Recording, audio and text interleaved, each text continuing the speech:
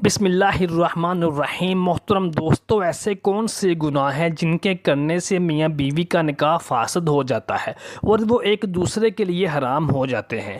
آج کی ویڈیو میں ہم پوری ذمہ داری سے آپ کو اللہ تعالیٰ کی بتائی ہوئی حدود بتائیں گے کہ جن سے تجاوز کرنے سے میاں بیوی ایک دوسرے پر حرام ہو جاتے ہیں۔ آپ کو پورا حق حاصل ہے کہ آپ ویڈیو کو دیکھ کر ان باتوں کو جان لیں اور ان کا خیال رکھیں۔ محترم دوستو، اللہ تعالیٰ نے قرآن مجید میں اور نبی صلی اللہ علیہ وآلہ وسلم نے اپنی حدیث کے ذریعے شادی شدہ جوڑوں کے لیے کچھ حدود بیان کی ہیں، اور کوئی بھی شادی شدہ جوڑا ان حدود کو پار نہیں کر سکتا۔ سورہ بقرہ میں ارشاد ہوتا ہے کہ یہ اللہ تعالیٰ کی حدیں ہیں، ان کے پاس نہ جانا۔ محترم دوستو، آج کے موضوع میں ہم جن حدود اور غلطیوں کے بارے میں بتانے جا رہے ہیں وہ غلطیاں ایسی ہی ہیں کہ میاں یا بیوی ان غلطیوں میں چاہے دانستہ طور پر ملوث ہوں یا غیر دانستہ طور پر، میاں بیوی کا نکاح ٹوٹ جاتا ہے اور بیوی میاں کے لیے ہمیشہ کے لیے حرام ہو جاتی ہے۔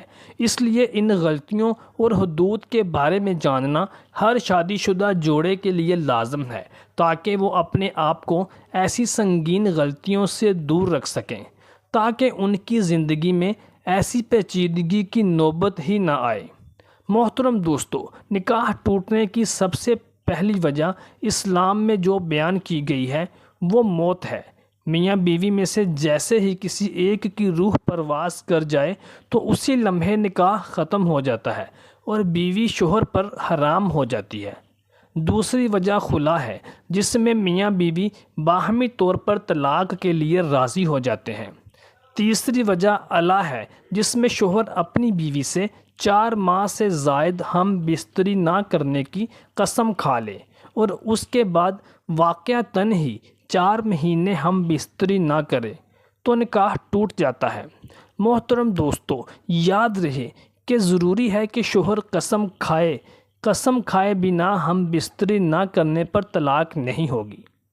چوتھی وجہ جس سے نکاح ٹوٹ جاتا ہے وہ لعان ہے، جس میں شوہر اپنی بیوی کو زنا کرتے ہوئے دیکھ لے، اور لعان یہ ہے کہ شوہر 5 دفعہ قسم کھا کر بتائے کہ میں اپنی بات میں سچا ہوں اور اگر میں جھوٹ بولوں تو اللہ تعالیٰ کی لعنت ہو مجھ پر۔ اسی طرح اگر شوہر 4 سال سے زیادہ عرصہ سے غائب ہو جائے تو قاضی اس کی بیوی کو نکاح سے آزاد کر سکتا ہے۔ زوجین میں سے اگر کوئی بھی دین اسلام سے منحرف ہو جائے تو تب بھی نکاح جاتا رہتا ہے۔ اسی طرح اگر معتبر ذرائع سے یہ پتہ چل جائے کہ میاں بیوی دونوں آپس میں رضاعی بھائی بہن ہیں، یعنی دونوں نے کسی ایک ہی عورت کا دودھ پیا ہوا ہے، تو قاضی دونوں میں لازماً تفریق کروا دے گا۔ یہ یاد رہے کہ اللہ تعالیٰ نے رشتوں کی حدود قائم کی ہے اور رشتوں کا آپس میں تقدس بیان کیا ہے۔ ساتھیو، اللہ تعالیٰ نے انسان کے لیے مختلف رشتے بنائے ہیں: خون کے رشتے، دودھ کے رشتے، نکاح کے رشتے، سسرال کے رشتے، اور ہر ایک رشتے کی اپنی حدود مقرر فرمائی ہے۔ کوئی رشتے محرم قرار دیے گئے تو کوئی غیر محرم، اور مسلمان کے لیے قرآن مجید میں یہ تعلیمات سکھائی گئی ہیں کہ کیسے زندگی بسر کرنی چاہیے، کس رشتے کے ساتھ کیا سلوک کرنا ہے اور کس رشتے کے ساتھ کیسا سلوک روا رکھنا ہے۔ ہر رشتے کے اپنے اپنے حقوق مختص کیے گئے ہیں اور ان کی حدود بھی بتائی گئی ہیں۔ اب بات کرتے ہیں کہ نکاح کے بعد رشتوں میں، اور ان کی وہ حدود بتاتے ہیں جن میں انتہائی احتیاط کی ضرورت ہے۔ اگر ان رشتوں میں ذرہ برابر بھی بے احتیاطی کی گئی تو بیوی اپنے شوہر کے لیے ہمیشہ کے لیے حرام ہو جاتی ہے، یعنی ایسا ہونے سے میاں بیوی کا نکاح بغیر طلاق کے ٹوٹ جاتا ہے۔ جب بیٹا 7 سال سے اوپر کا ہو جائے تو وہ ماں کے ساتھ نہ سوئے، اور اسی طرح جب بیٹی 7 سال سے اوپر کی ہو جائے تو وہ بھی اپنے باپ کے ساتھ نہ سوئے۔ یہ شرعی حکم ہے، اسی لیے اس کی پابندی بہت ضروری ہے۔